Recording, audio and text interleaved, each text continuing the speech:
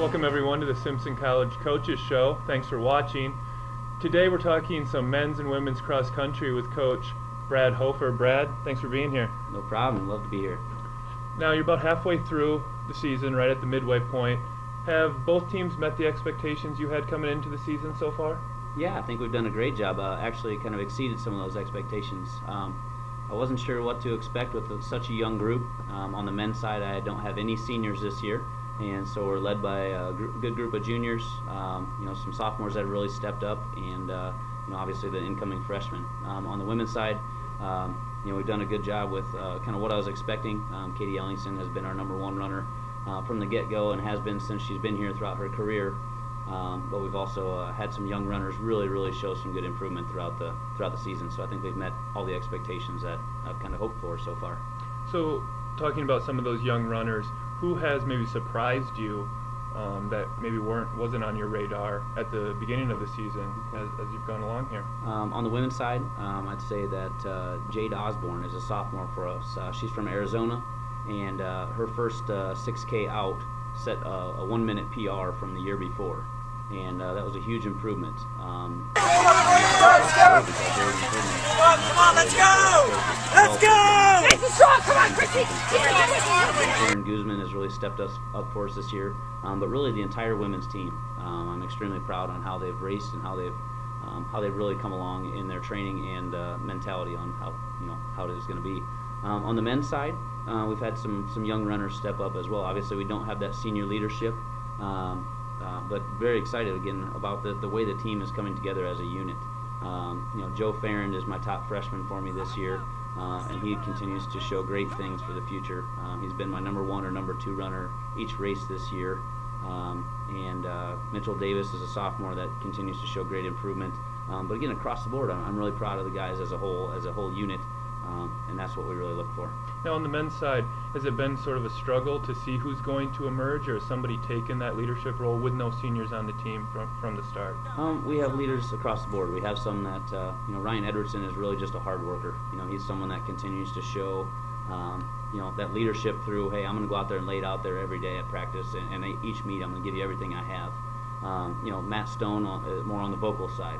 He's someone that continues to stop in my office and say things that thinks maybe we could do a little bit better or do those types of things. But I told each individual during our preseason individual meetings that I don't care if you're a freshman, first runner, last runner, what year you are, I want you to be a leader on the team. And I think that's the biggest thing this year is that everyone on the team has really kind of taken some of that responsibility as being a leader. Mm-hmm. Now you mentioned Katie Ellingson earlier. She's one of the top runners in the conference in the region, ran at nationals last year. What separates her from the rest of the runners, I guess? For one, she is a very talented runner. For two, she has that drive and she can't stand to lose. She has each year more and more shown that she is also a good distance runner as well. She's always been very good at track, and that's kind of more her favorite sport. And she's worked with me very well to continue to increase her mileage to make her a stronger distance runner as well.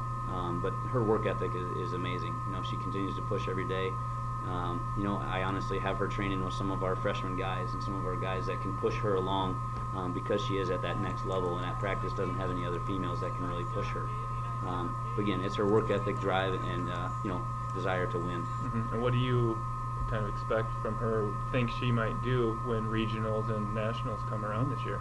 Obviously each meet, kind of one meet at a time, but yeah, don't want to get too far ahead here, but maybe just looking at I don't see any reason why she shouldn't. She definitely should be a national qualifier, and I think the way that she's been running, that she's one of those top 10 to 15 girls in the country right now, and I really expect her to do that.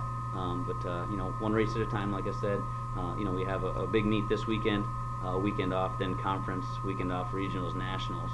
And so a big stage is really coming up right now, and this is the time of year in cross country and running where your record doesn't mean much. It's kind of all how you do at championship time, and so trying to get her fine-tuned and really feeling good and ready to go.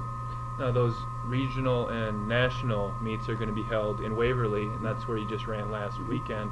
What sort of advantages does it give you guys already been on that course and kind of are familiar with it? It's a big advantage.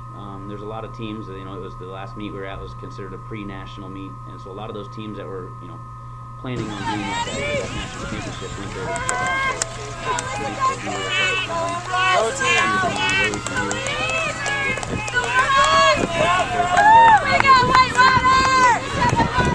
Step, ladies!